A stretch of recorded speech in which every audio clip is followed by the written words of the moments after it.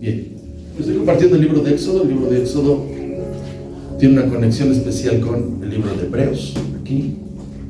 Así que saludamos a quien nos visita, a quien sintoniza el canal. Este es un estudio, está en la serie ordenada. Estudiamos la Biblia de manera ordenada, sincronizada, no echamos volados. La vamos viendo por capítulo, por versículo. A lo mejor alguien tiene otro estilo, lo respetamos, pero puede caer uno en la tentación de sacar los textos fuera de contexto. Bien, vamos a ver Éxodo 29. El mensaje es el 7 y vamos a ver versículos 14 al 20 alternado. Dice: pero la carne del becerro y su piel y su estiércol los quemarás fuera del campamento. Es ofrenda por el pecado. Ayúdame con 15, por favor. Asimismo tomarás uno de los carneros, y Aarón y sus hijos pondrán sus manos sobre la cabeza del carnero. Y matarás el carnero y con su sangre rociarás sobre el altar alrededor. Cortarás el carnero en pedazos y lavarás sus intestinos y sus piernas, y las pondrás sobre sus trozos y sobre sus cabezas. Y quemarás todo el carnero sobre el altar. Es holocausto de olor grato para Jehová. Es ofrenda quemada a Jehová. Tomarás luego el otro carnero, y Aarón y sus hijos pondrán sus manos sobre la cabeza del carnero. Lea 20, por favor. Y matarás el carnero, y tomarás de su sangre, y la pondrás sobre el lóbulo de la oreja derecha de Aarón, sobre el lóbulo de la oreja de sus hijos, sobre el dedo pulgar de las manos derechas de ellos, y sobre el dedo pulgar de los pies derechos de ellos, y rociarás la sangre sobre el altar alrededor. Bien, se ha llamado esta serie del ungimiento del ministerio, portando la gloria a Dios. El mensaje es el número 7. Y hermanos, estamos viendo uno de los versículos de cómo los hebreos hacían un ritual donde se derramaba sangre inocente.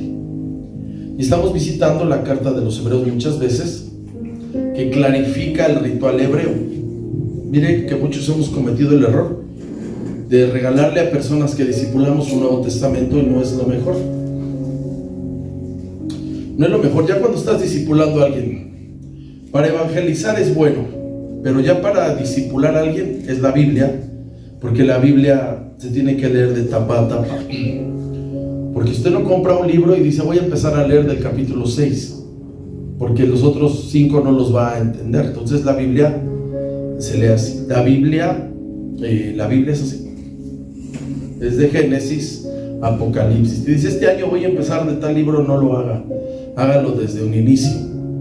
Entonces estamos viendo en este capítulo cómo el Señor Jesucristo aplica el ritual de los hebreos en su vida. Ahorita lo vamos a ver, y lo hace de una forma magistral. Por eso es que queda obsoleto el rito de traer un cordero al año, gracias al sacrificio de Cristo. Ahorita se lo voy a enseñar. El día domingo vimos cómo les tocaba a los sacerdotes poner las manos sobre la víctima, y veíamos, hermano, también como ciertas partes delicadas del animal que estaban sacrificando, como lo es la grasa y el exceso de ácido úrico que traen los animales, tenía que ser quemado fuera del campamento. Y entonces, hermano, nos detuvimos viendo algo acerca del tabernáculo de David, que era una tienda de adoración, que tenía, hermano, algo importante. Le decía yo que solamente llegaban los hebreos, dejaban el sacrificio y se iban. No, vamos a pedir la neta a ver si tiene de la vista del tabernáculo. Y le daba un ejemplo. Era como llegar, tocar la puerta, dar su ofrenda y retirarse. Entonces ellos llegaban con su animal, con el corderito, llegaban a la puerta, entraban aquí, lo sacrificaban y se iban. Aquí está el lugar santo y santísimo. Entonces esto lo hicieron, y el que hizo David era un lugar de adoración. Ya, gracias. Entonces de la tienda que edificó David se alababa, adoraba, se oraba a Dios. Le enseñé algunas escrituras de cómo era diferente el tabernáculo de Moisés a David, que solamente se entregaba así. Y le enseñé cómo David ordenó, junto con el sacerdote Sadoc, ordenaron 24 grupos de cantantes y músicos donde se alababa a Dios las 24 horas.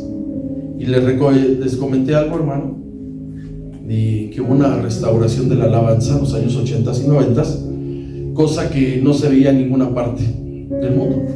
Y aunque en la Edad Media estaban los grandes músicos, esos que les tocó estudiar de alguna manera, Chopin, Wagner, todos esos, no tuvieron ese despertar como el que se tuvo en estos años, porque había cantidad de cantos, hermano, congregacionales, que es el modelo que se entiende que es el que funciona. Y así fue, hermano, gracias a Dios. Terminamos viendo una profecía donde Dios promete la restauración del tabernáculo de David. Bien, entonces vamos a iniciar versículo 14 del ungimiento al ministerio. Y me ayuda, por favor, versículo 14. Pero la carne del becerro y su piel. ¿Todos? Dice: Pero la carne del becerro y su piel y su estiércol los quemarás a fuego fuera del campamento. Es ofrenda por el pecado. Bien, les quiero decir algo, hermano. Dios está sacando del animal las partes que no son recomendables para comer.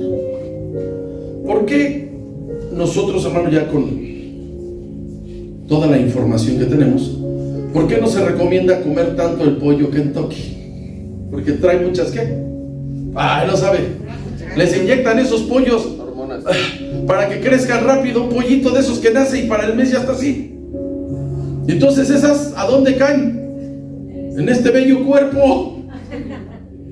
Entonces no es recomendable. Igual la carne del restaurante que está aquí, el payaso ese, no vaya a pensar que es carne igual, hermano. Estos traen hasta una bacteria que se llama E. coli. Bueno, en fin. Entonces Dios les dice: va a haber esa carne, y usted sabe que el exceso hace daño, el que sea. Entonces Dios, que sabe y conoce cómo funciona el cuerpo, no les recomendó que se comieran eso, porque era la grasa y el exceso de ácido úrico que traen esos animales. Entonces había que llevar esas entrañas a un lugar especial fuera del campamento y quemarlo.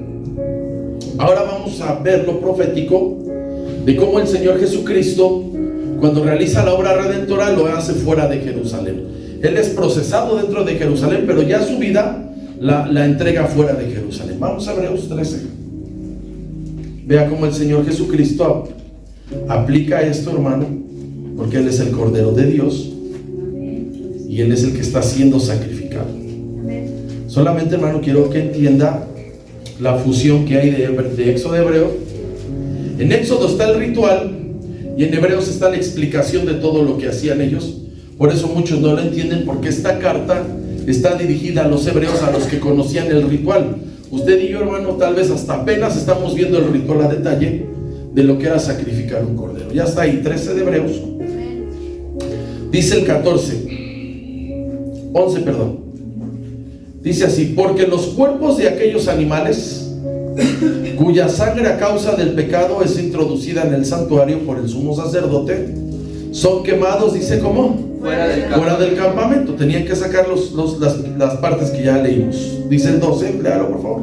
Por lo cual también Jesús, para santificar al pueblo mediante su propia sangre, padeció fuera de la puerta de Jerusalén. Sí. Dice: salgamos pues a él fuera del campamento llevando su vituperio. 14, por favor. Porque no tenemos aquí ciudad permanente, sino que buscamos la porvenir. Se están despidiendo las pilas. La ofrenda que fue la vida del Señor Jesús fue santificada, fue entregada, hermano, del Señor Jesús dentro de Jerusalén. Ahí es donde estaba el templo. Ya no estaba el tabernáculo. Lo que funcionaba como el tabernáculo era el templo. Ahí fue santificada la vida del Señor Jesús. Y luego, cuando es el aprendido y maltratado, Él es en Jerusalén, pero ya cuando lo sacan a la cruz, fue fuera del campamento, fuera de Jerusalén, y los llevan al monte de la calavera. Porque, hermano, esto es importante saber que la ciudad de Jerusalén es la ciudad que David le consagró a Dios. Jerusalén un día va a ser la capital del mundo. Fíjese cómo está. Cuando sale de Egipto el pueblo, hacen una actividad donde pronuncian bendiciones y maldiciones y dedican el país a Dios. Pero luego David dedica Jerusalén. Por eso es que él pone en el Salmo 122, pedid por la paz ¿de qué? De Jerusalén. Sean prosperados los que te aman. ¿Por qué ¿Por qué es importante la ciudad de Jerusalén? Porque cuando el Señor Jesucristo venga del cielo, va a llegar al Monte de los Olivos y va a ingresar al templo que está en Jerusalén, el templo milenial. ¿Cuál es de las señales más grandes que hay de la segunda venida del Señor Jesús? Cuando digan, están haciendo el templo, esa es la señal más grande. Porque se puede levantar un desordenado y decir, Maranata, Cristo viene, todos lo sabemos. Pero la señal más grande es que está siendo arreglado el templo de Jerusalén, porque ahí va a llegar el Señor Jesús a estar y a gobernar, hermano, en ese milenio. ¿Estamos ahí, hermano? Sí. Vamos a Juan 19. Aquí está.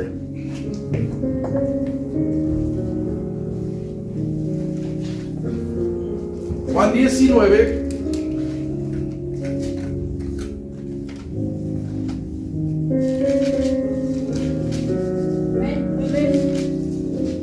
Versículos 17 al 22.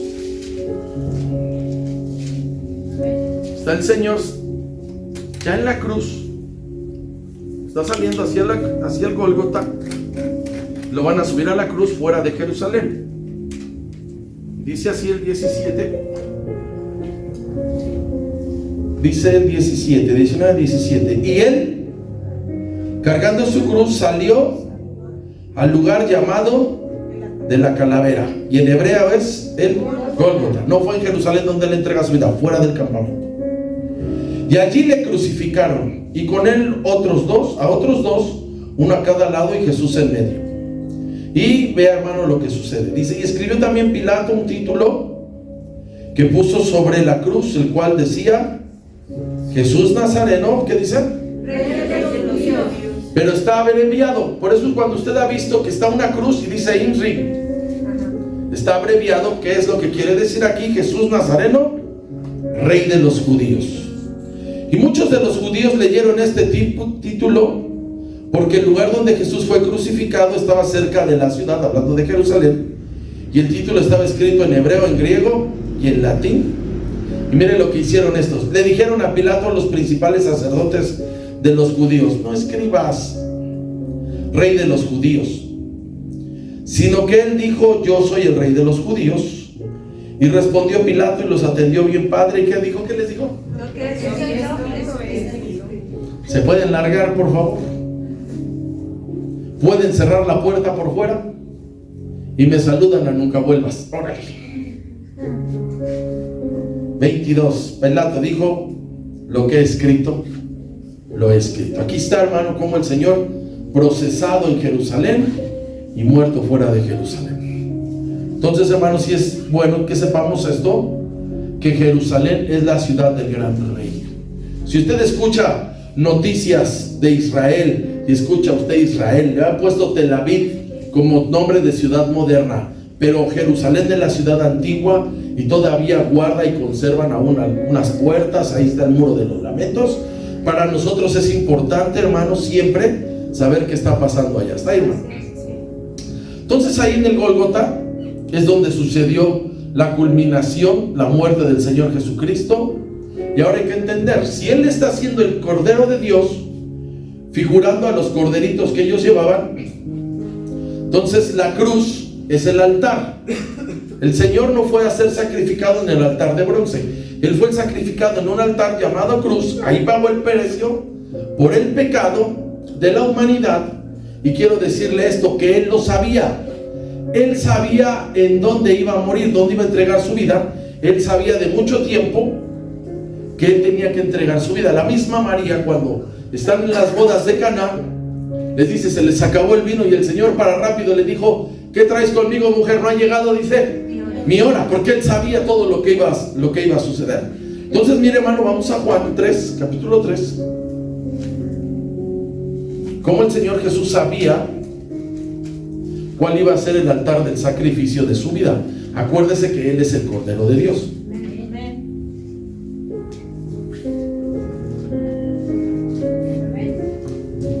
Versículo 14 y 15. El Señor le está dando una enseñanza a un religioso llamado Nicodemo y le está hablando cosas bien especiales. Y entonces le dice, versículo 14, dice: y como Moisés levantó la serpiente en el desierto, así es necesario que el Hijo del Hombre sea como. Entonces, en el tiempo de Moisés, como no estaban obedeciendo a Dios, Dios permitió que hubiera muchas serpientes. Entonces había ya muchas personas infectadas con el veneno de las serpientes y se estaba muriendo el pueblo. Y Dios le dijo a Moisés: levanta un asta donde hay una serpiente de bronce y el que la vea vivirá.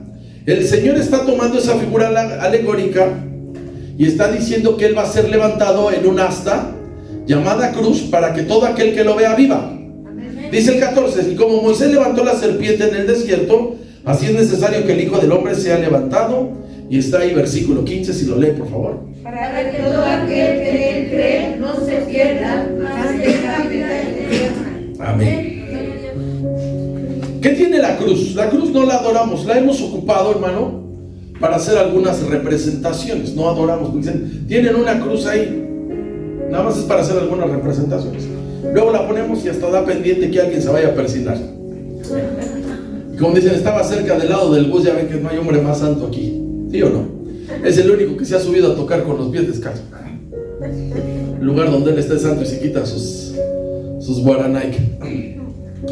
¿Qué tiene la cruz, hermano? La cruz es el lugar donde fue vencido el enemigo, y fue vencido de una manera espectacular porque él fue exhibido y dejado como un bobo. Porque él, hermano, pensaron que crucificando al Señor Jesús se iba a acabar todo. No.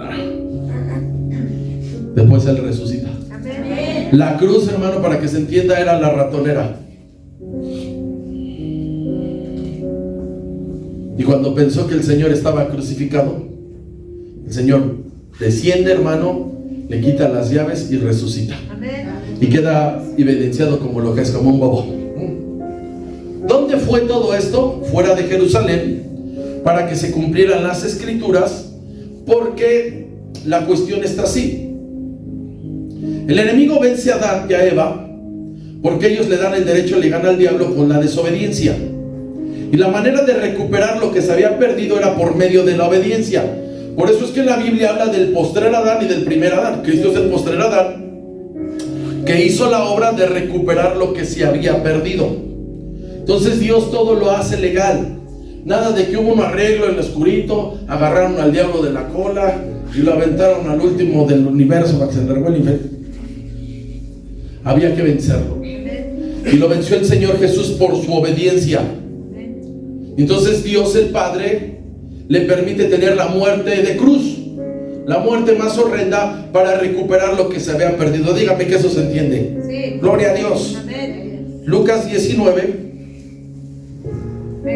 Porque hay muchos que practican el evangelio, que son cristianos, que son creyentes, pero la esencia de cómo es que el Señor Jesús llegó a la cruz no la conocen, porque no entienden el ritual que hicieron los judíos por 1500 años, donde declaraban que iba a llegar alguien con una sangre inocente y ponían ahí el corderito. Estamos ahí. Lucas 19. Siempre le he dicho, hermano, quien conoció la iglesia romana ya sabe que uno nomás va ahí a sonarse la nariz, a vomitarse, a escupir. Ahí no le enseñan lo que es. Ahorita que viene fin de año, lo que hacen muchos es poner películas románticas. Ay, la Navidad sin Santa. Mugre panzón. ¿Dónde está Santa Claus aquí en la Biblia? ¿Cómo metieron al Señor Jesucristo? O llega la semana de Pascua y meten películas románticas, muy así como para que la gente se atrape. No, el sacrificio que el Señor Jesucristo tiene otra esencia. Ya está en Lucas 19. Dice versículo 9 y 10, dice: Jesús le dijo: Hoy ha venido la salvación a tu casa, por cuanto él es también hijo de Abraham. 10, por favor. Porque el Hijo del Hombre vino a buscar y a salvar lo que se había perdido. Vino a salvar al hombre y vino a recuperar lo que se había perdido. El hombre había dejado de obedecer a Dios y había que recuperarlo por medio de un acto legal que realiza el Señor Jesucristo para vencer al diablo. Por eso que el Señor Jesús no tiene pecado. Usted puede ver hombres y niños que fueron resucitados en la Biblia, pero se volvieron a morir. El mismo Lázaro resucitó y se volvió a morir, pero el Señor Jesucristo vivió, entregó su vida, hermano, y resucitó. Bien, vamos a Éxodo 29.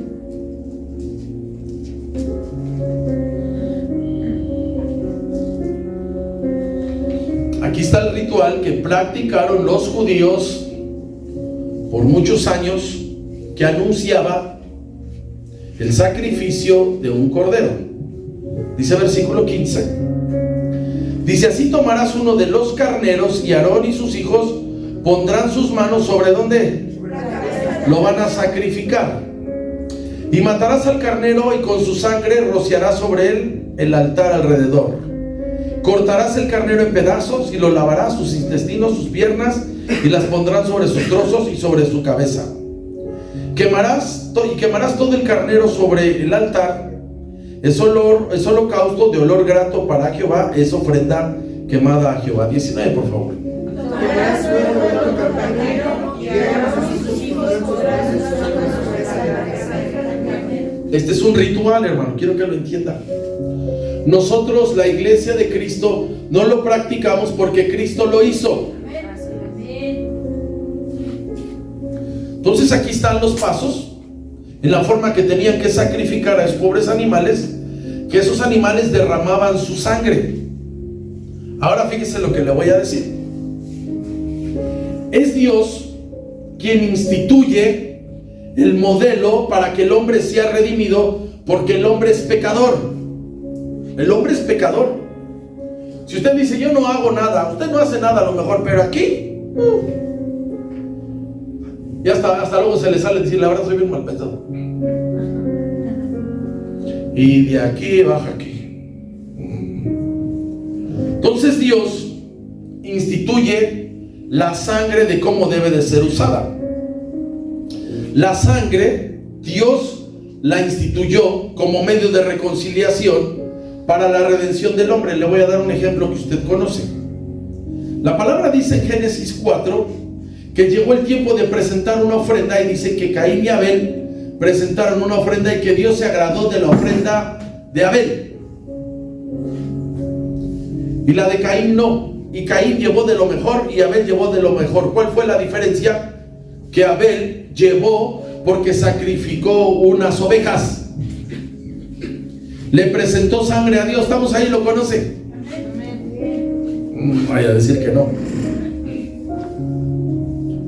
Entonces Dios es quien instituye esto por medio de la sangre. Ahora le voy a dar un ejemplo para que entienda lo que es simbólico. Quiero que lo entienda.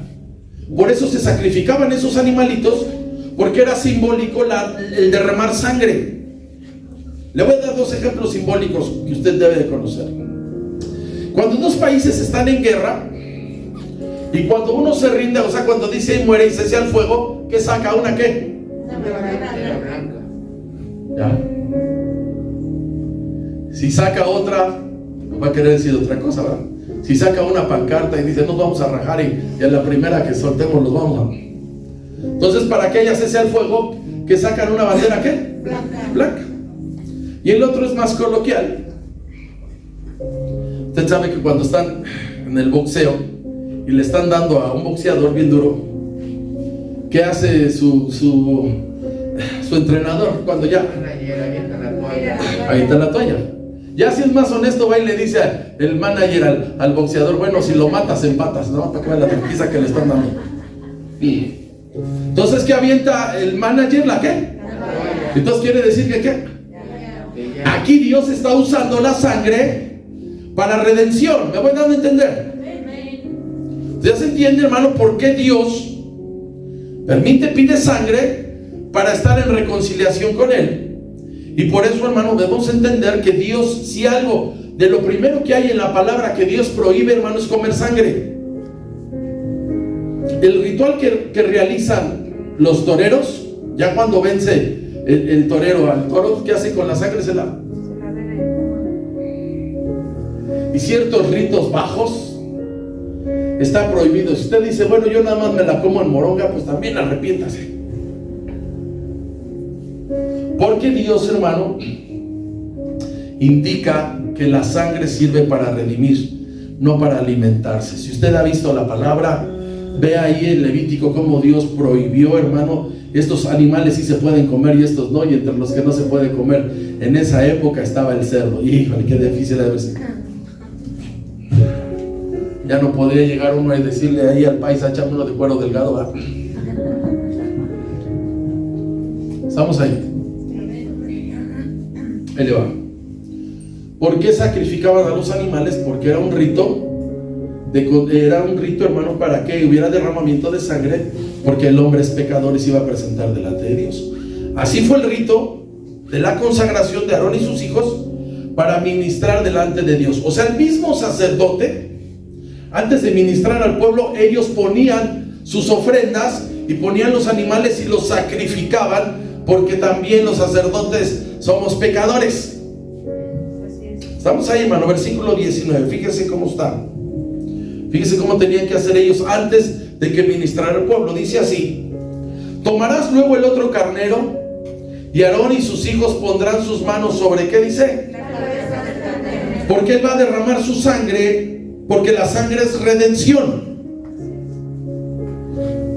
Tenían que poner la sangre sobre la cabeza de la víctima, que es, fíjese lo que le voy a decir, es símbolo de identificación con el sacrificio. Y aquí está lo duro, hermano, para explicar por qué el judío, los hebreos se desviaron, por qué no entendieron a Dios, porque ellos que llevaban su corderito cada año tenían que entender, fíjese lo que le voy a decir, que el corderito es el que estaba en su lugar.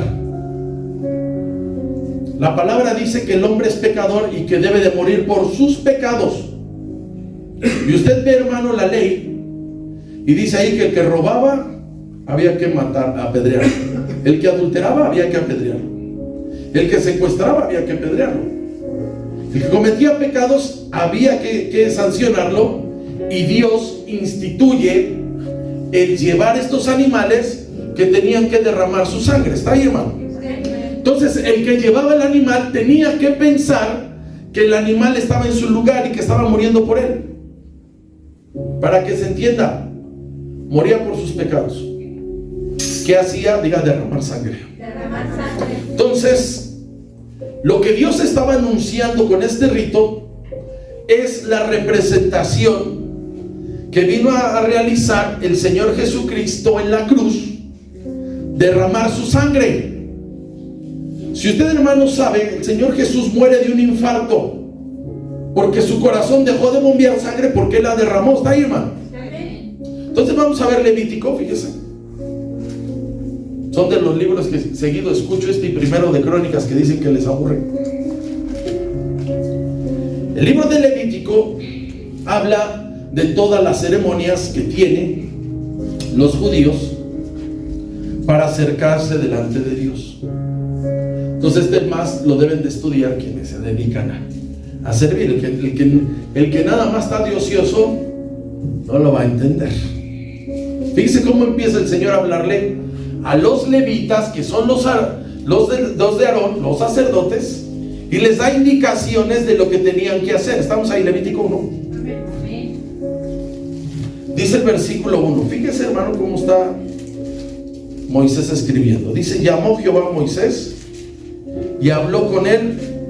¿Desde dónde? Ya no habló con Moisés en el monte. Ahora, ¿dónde habló? Tabernáculo. Pongamos una imagen del tabernáculo, Anita, por favor. Donde está todo el edificio, que se ve así como, a ver si la otra. Bueno, ahí está bien, estará detrás, ¿verdad? Aquí Dios se manifestaba en el lugar santísimo, Aquí está la nube de gloria. A ver, otra Anita, a ver si está por ahí. Ahí está ese. El patio es la otra parte. Este es el lugar santo y el lugar santísimo. Aquí Dios se manifestaba en medio del arca donde están los querubines. Dios se manifestaba ahí. Bien, ok, estamos ahí. Levítico 1:1. Dice: llamó Jehová a Moisés y habló con él desde el tabernáculo de reunión, y vinieron las instrucciones. Lea 2, por favor. Habla a los hijos de Israel y diles: cuando alguno de entre vosotros ofrece ofrenda a Jehová de ganado vacuno o ovejuno, habéis vuestra ofrenda. Ahí está, dice: alguien va a traer ofrenda. Ojo. 3. Si su ofrenda fuera holocausto vacuno, macho sin defecto, vea cómo Dios está dando las especificaciones. Lo ofrecerá, y como dice, de su voluntad. Nada de que mi papi me dijo que lo hiciera. A mí me dijeron que si yo lo hacía me iba a ir bien y que iba a haber un... No, de su voluntad. ¿Vino usted por su voluntad? Sí. Entonces usted debe estar consciente que va a haber derramamiento de sangre, y que usted debe de reconocer que usted es pecador. Sí. Lo ofrecerá de su voluntad, lo ofrecerá a la puerta del tabernáculo de reunión. ¿Delante de quién? Vamos a otra imagen, otra vez, Anita, del tabernáculo. No dice adentro. ¿A dónde? Fuera. La puerta. Imagínense llegar aquí con la ofrenda de la otra hija anterior. Llegar aquí, ingresar más o menos aquí donde está el altar del sacrificio, realizarlo e irse. Entonces, lugar santo y santísimo no lo conocían más que el sacerdote.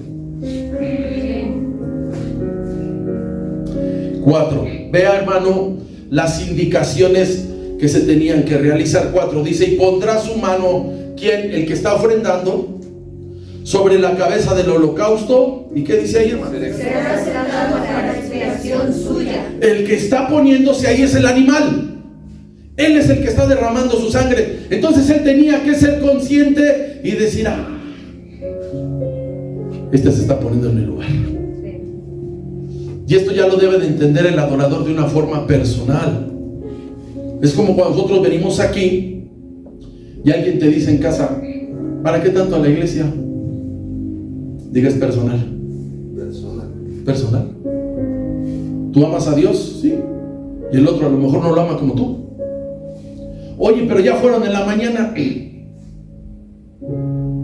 Es personal. Aquí está este que está llevando ese animal para expiación suya. Tenía que entender que el animalito estaba en su lugar y que estaba siendo justificado a través de sangre inocente. ¿Está ahí, hermano? Sí. El ritual era poner sus manos sobre la ofrenda. Ojo, y aquí está donde están las dificultades, que tenía que ser consciente el que está llevando la ofrenda. No era llevarla por llevarla. El que está llevando la ofrenda, el animal, y está siendo sacrificado, tenía que entender que está siendo redimido con sangre inocente. Le voy a dar un ejemplo que apenas vimos hace 4 años.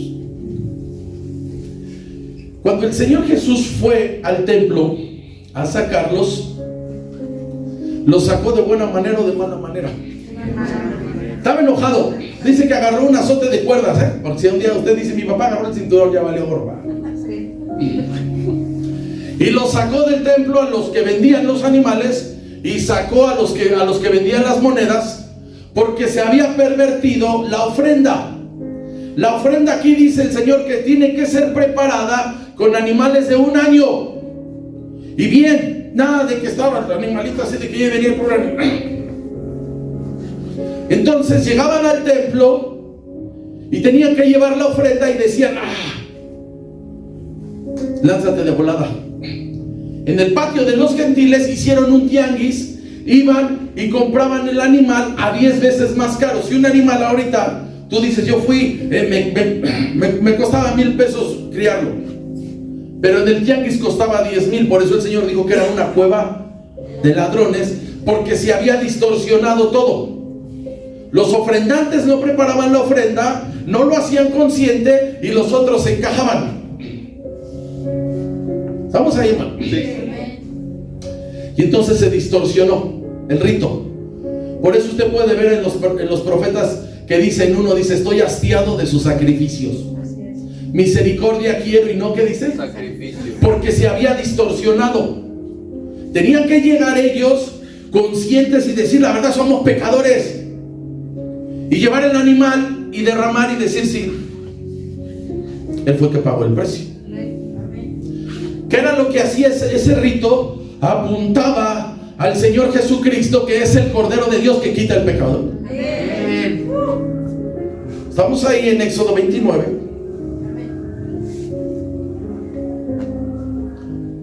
Versículo 15 y 16. Usted dice, ¿por qué no lo hacemos?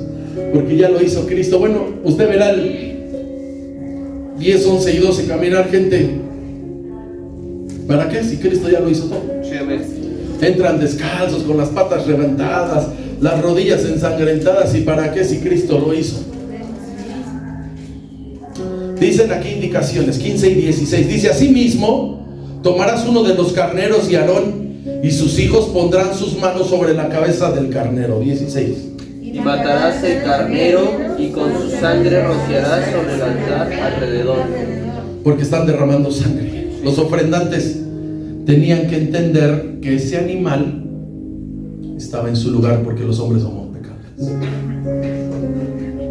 Y saber y entender, hermano, que Dios los estaba viendo, lo que se estaba haciendo.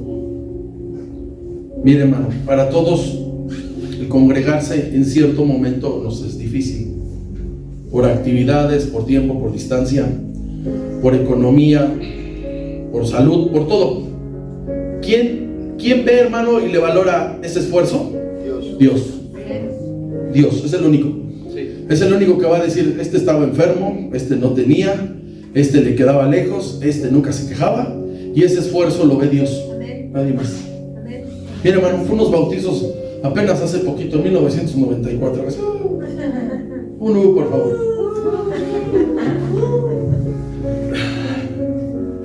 Íbamos por 3 bautizos. Y ya sabe que es de gran fiesta. ¿Sabe cuántos bautizaron ese día? 30. De 3 que estaban programados, 30.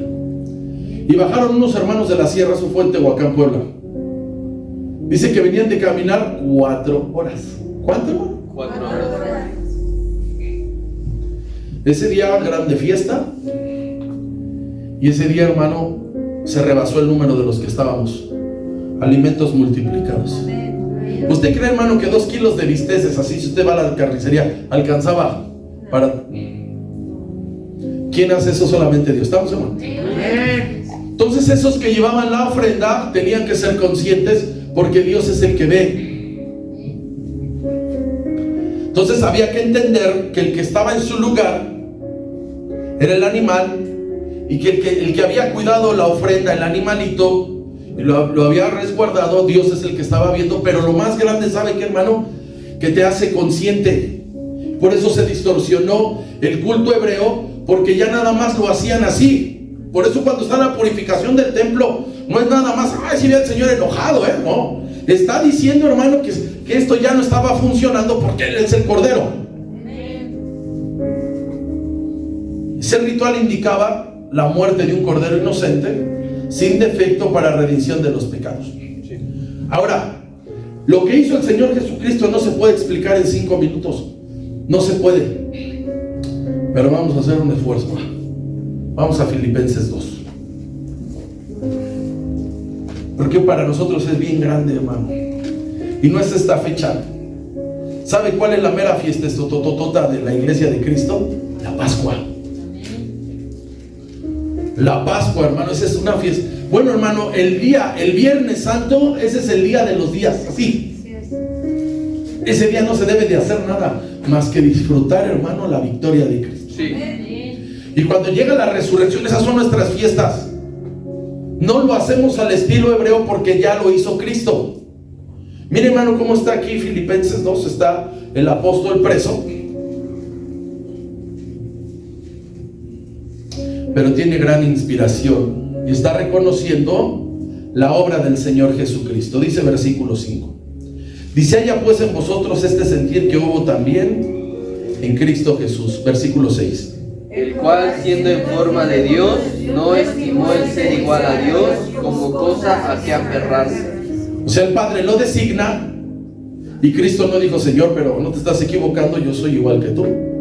Yo estoy en el trono gobernando y me vas a enviar a la tierra donde hay humanos necios y pestilentes y no hay dónde llegar. ¿Dónde voy a llegar? Y el Padre le dijo: mira, de entrada va a ser en un establo.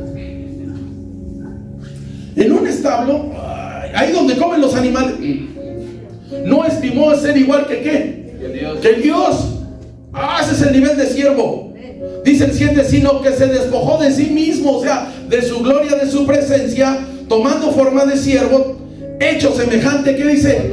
Hombre. Eso es grande. ¿Usted cree, hermano, ahorita que vengan estas fiestas, usted cree que los hijos de López Obrador van a salir a barrer el centro histórico? ¿Usted cree que ahorita que haya, cuando estén las verbenas ahí como el 15 de septiembre, que diga: ahora sí se me antojó un pambazo de allá y voy por él? ¿Están inflados? Están inflados. Pero el Señor Jesucristo, hermano, por eso es grande su sacrificio. Y estando en la condición de hombre, se humilló a sí mismo, haciéndose obediente hasta la muerte. La peor muerte que había en ese tiempo. Ahorita usted dice: la silla eléctrica es dura, la guillotina es dura, la inyección letal es dura. En ese tiempo la peor muerte era de cruz, y ese, para demostrar obediencia, lo hizo en la cruz. Y como Dios, hermano, siempre recompensa la obediencia, dice el 9: por lo cual Dios también le exaltó hasta lo sumo y le dio un nombre que es sobre todo nombre. Lea 10 y 11, por favor. Para que en el nombre de Jesús se doble toda rodilla de los que están en los cielos y en la tierra y debajo de la tierra, y toda lengua confiese que Jesucristo es el Señor, para la gloria de Dios. Amén. Porque ese nada más lo pudo hacer el Señor. Nada más que los judíos no entendieron o quedaron ciegos de lo que apuntaba el rito que ellos hacían, porque el que se iba a parar ahí con sangre inocente es el Señor Jesucristo, nuestro Salvador. Por eso en las figuras retóricas que hay en la Biblia está una que me gusta, que es que Él fue llevado como cordero al matadero. A ti alguien viene, o a mí viene alguien y viola nuestros derechos por estacionamiento, por lo que quiera. O sea, que tú salgas y te ponen ahí unos baflesotes porque va a tocar su ídolo. La haces de todos. Te cierran la calle y la haces de todos. No te quedas callado. Le pasa algo a tus hijos, te los tocan y no te quedas callado. Y cuando el Señor Jesús le tocó realizar el sacrificio, ¿cómo estaba, hermano? Ese es un siervo. Sí. Isaías 53. Por eso es que el enemigo queda exhibido como un bobo, porque el Señor usó la cruz para llevarlo y recuperar lo que se había perdido.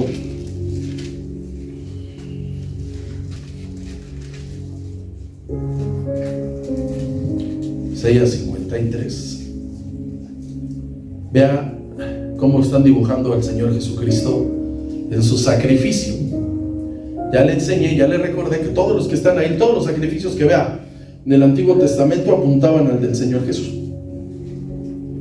3. Vea cómo el Señor Jesús actuó aquí descrito: despreciado y desechado entre los hombres. Cuando Él lo estaban crucificando le movía la cabeza, ¿así dice así? Sí. Creó en Dios que hoy lo baje.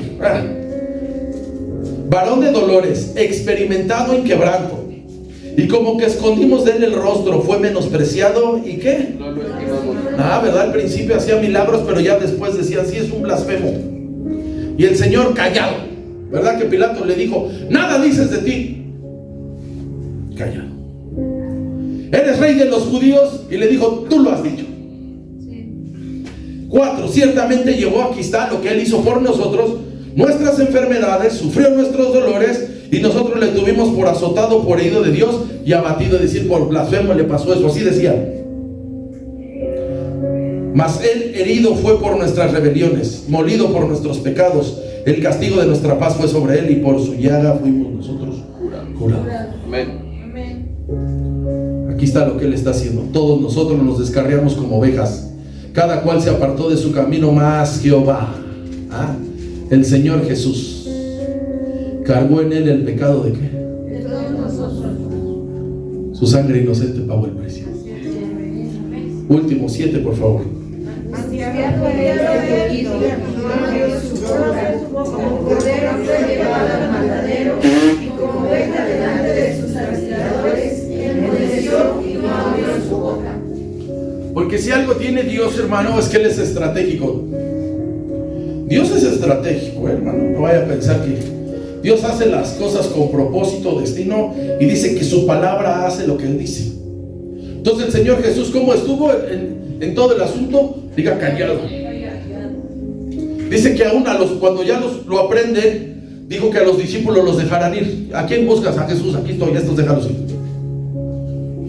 Y cuando Él ya estaba todo procesado, el Señor estuvo callado, solamente haciendo su obra de redentor. Está en la cruz, salvando al ladrón, está orando, dice, Señor, perdónanos porque no saben lo que hacen, orando, haciendo la labor del Salvador. Y Él, hermano, nada de que dijo a los romanos, no se la van a acabar, nomás que yo me baje de aquí, verán cómo.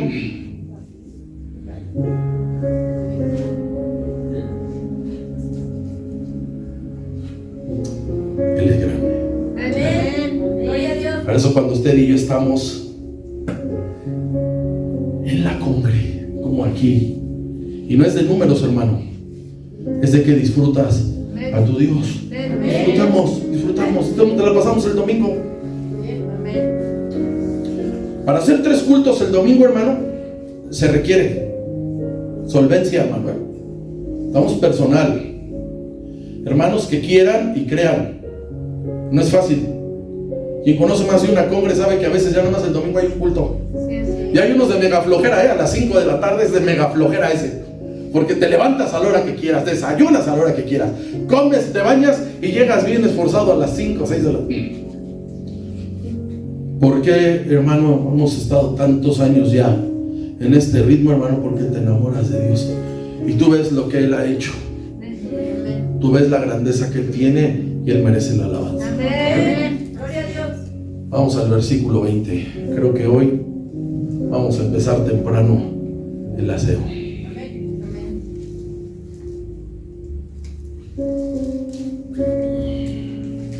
Nada más que todo está escondido. Por eso es que Dios es estratégico. Por eso cuando alguien le dice que en la Biblia va a haber esto, sí. ¿Y en dónde está? Y quieren que diga el apartado. Siendo 19 de septiembre de 1985 un terremoto aquí. Y luego 20 y tantos años después o 30 y tantos va a haber otro. Aquí está, hermano, en este ritual escondido el sacrificio que cada que lo hacían apuntaba al Señor Jesucristo, a que un día va a haber sangre inocente. Dice el 20: y matarás al carnero y tomarás de su sangre y la pondrás sobre el lóbulo de la oreja derecha de Aarón, sobre el lóbulo de la oreja de sus hijos, sobre el dedo pulgar de las manos derechas de ellos y sobre el dedo pulgar de los pies derechos de ellos, y rociarás la sangre, o sea, lo que sobre ¿qué dice? Sobre el altar redondo. Fíjense, hermano, vamos a ver primero este versículo, no lo voy a terminar, 20.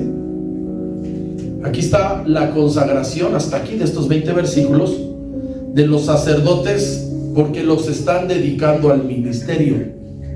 Le decía unas semanas, lo importante es cuando alguien termina su carrera profesional y está en proceso de entregar tesis, entregar todo lo que le piden, el título, el servicio social y todo, hermano.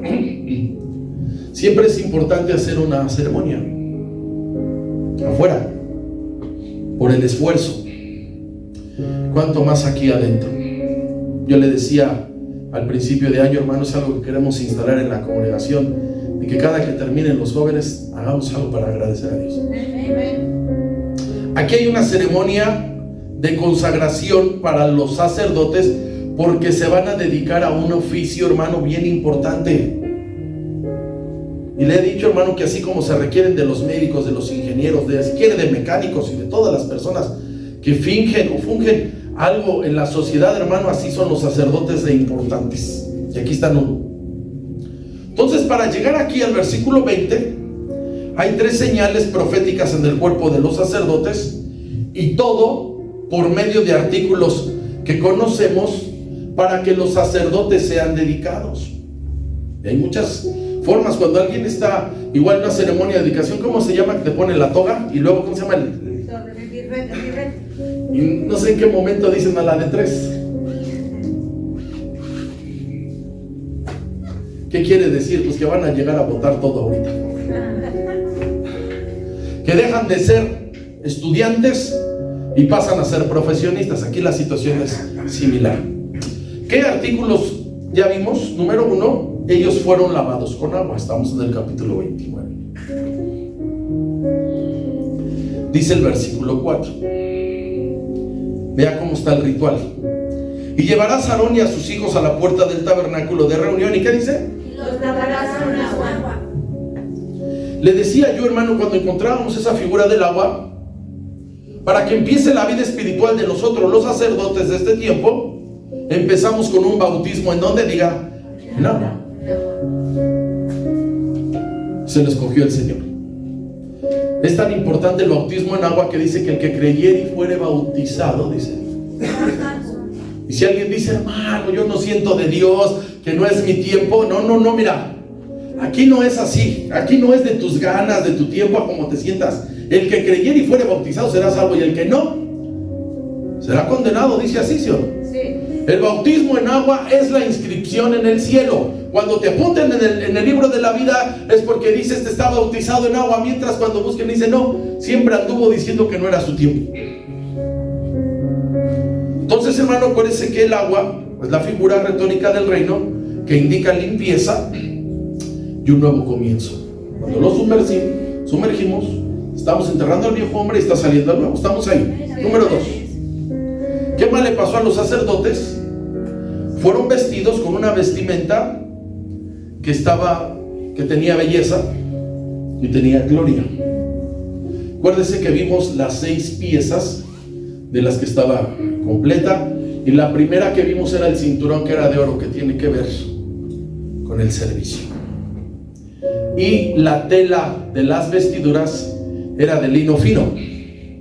Y cuando usted escucha el lino fino, usted lo relaciona con la vestimenta que hay en el cielo de los sacerdotes, reyes y sacerdotes, que Dios los ha vestido de lino fino. ¿Sí dice así o no? Sí. Entonces, hermano, la tela era lino fino. Versículos 5 y 6, estamos en 29 de Éxodo. Aquí está la otra figura. Dice, y tomarás las vestiduras y vestirás a Aarón la túnica, el manto del efod, el pectoral, y le ceñirás con él el cinto del efod. 6, por favor. Y pondrás la cinta sobre sus cabezas, y sobre la cinta pondrás la diadema santa. Vimos esa diadema santa que decía aquí, santidad a Jehová. Para nosotros accesar al cielo, estar en el cielo, no es con que digas, no, es que todavía fui yo y compré pura ropa de la marca que usted usa. Puede ser Gianni Bar Sánchez, puede ser Liverpulgas. No, ya no sirve esa vestidura, puro lino fino para sacerdotes. Está ahí, hermano. Esa vestidura anunciaba la vida y la obra del Señor Jesucristo, porque Él sí estaba vestido, hermano, siempre bien vestido. Y veíamos, hermano, literalmente cómo Él vestía bien. ¿Qué indican las vestiduras de lino fino? Ya que está en la Biblia, indican justificación. A estos los bautizaron, les pusieron las vestiduras que estaban justificados. Y la última, Dios les pidió una ofrenda que traía sangre para ser consagrados. ¿Estamos ahí? Sí. Versículos 10 y 11. Dice, después llevarás el becerro delante del tabernáculo de reunión, ve el ritual, y Aarón y sus hijos pondrán sus manos sobre la cabeza del becerro, donde ellos tenían que ser conscientes y decir, aquí estoy siendo justificado. 11, por favor. Y meterás el becerro a la puerta del tabernáculo de reunión.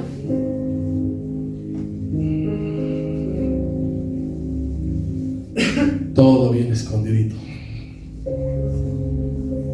No mira usted a Dios, hermano, cómo esconde las cosas. Gloria a Dios. Mira, hermano, ayer que estaba funcionando la alerta sísmica en el celular, ¿quién la trae, hermano? Nadie la trae así. No sé ni quién me la instaló, pero funciona, funciona. Y decían alguien que los terremotos los pueden pronosticar. Yo no creo eso. Yo no creo. Porque es algo que Dios ocupa para el hombre despertar. O sea, que la ciencia diga, va a temblar tal día, tal hora, es lo que me refiero. Porque si ahorita somos profetas de los chafas, desde que va a seguir temblando, va a seguir temblando.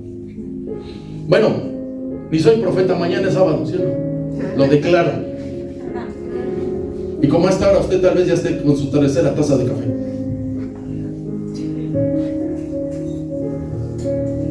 Ahora fíjese lo que le voy a decir. Así también nosotros, para que fuéramos aceptados para servirle a Dios, fíjese lo que le voy a decir. Primero una grandísima ofrenda, que es la que Cristo realizó en la cruz. Porque por Él fuimos justificados. Él es el que nos ha vestido de lino fino y es su sangre la que nos limpia de todo pecado. ¿Estamos ahí, hermano? ¿Quién es la ofrenda, hermano? El Señor Jesucristo, que derramó su sangre inocente. El mismo guardia, cuando estaba debajo de la cruz y Él entrega su vida, dice que hubo tinieblas 3 horas. Él dijo, verdaderamente, ¿este es quién dijo? El Hijo de Dios. Su sangre fue derramada. Por eso es que su sacrificio alcanza para muchas vidas. Bien. Ahora fíjese, hermano, y con esto va a cerrar. Hoy no hay necesaria la música. Juan, usted imagínese, hermano, esa bella familia que era el Señor Jesús. Él, el Hijo de Dios. Juan, un profeta traído, hermano, de no sé dónde, porque sus padres eran mayores. Fíjese, hermano. Y los Boanerges eran primos del Señor Jesús. Ahora sí, como dijo aquel, qué bonita familia, ¿no? Usted se imagina que un día, si usted se acuerda, porque ya sabe que esto ya no pasa mucho, que se juntaba uno o los primos y había un montón de chavitos en una casa y se juntaban todos los pequeñitos. Ahí en la calle podía uno andar bien, ¿se acuerdan de esas bendiciones? Ahorita usted sale y tiene que salir con una A47 porque el que se acerca me lo cabrón. Usted se imagina esas reuniones donde estaba Juan pequeño, el Señor Jesús pequeño y los Boanerges, que eran familia. Y el Señor Jesús traía sangre real y sangre de sacerdote. O sea, el Señor Jesús estaba, si lo viéramos como hombre, hermano, genéticamente dotado. Traía sacerdocio y reino. Cuando ve Juan al Señor Jesús que se forma para bautizarse, dice la versión original, dice, y no me había dado cuenta que era mi primo o mi hermano, dice. Y dice que cuando él llega a donde él está, Juan, él mismo se siente pequeño y le dice, yo necesito ser bautizado por ti y tú vienes a mí. Pero aquí está lo grande, y con esto cierro. Juan capítulo 1, vamos allá. Usted sabe que con el tiempo, cuando usted y yo llegamos aquí al Evangelio, usted y yo no sabíamos nada. O sea, ustedes decían, busca Génesis y no lo encontraba. Así como cada que veo a mi jefa me acuerdo. Luego le digo, jefa, me da miedo que la última cita no la encuentres, la de la noche, y vengamos el miércoles por ti.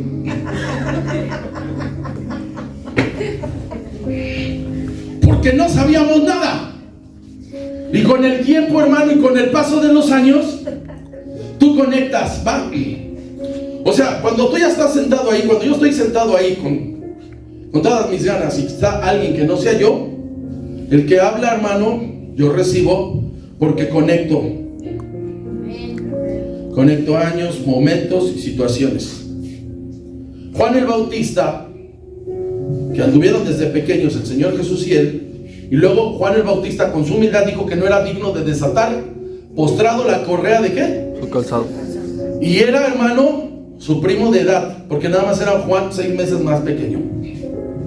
Cuando lo ve Juan a su primo, fíjese cómo conecta, versículo 29, léalo ahí por favor. Y el siguiente día vio Juan a Jesús que venía a él y dijo: He aquí el Cordero de Dios que quita el pecado del mundo. ¿Se da cuenta cómo él conecta el viejo pacto? Él era hijo de sacerdote y conocía todo el ritual, porque si Juan no hubiera sido profeta, era sacerdote. Su padre era sacerdote. Lo conecta. Por eso es cuando los ofrendantes del antiguo pacto tenían que entender que eso era por ellos, el derramar sangre. Y cuando ve al Señor Jesús, dice: este es el Cordero de Dios.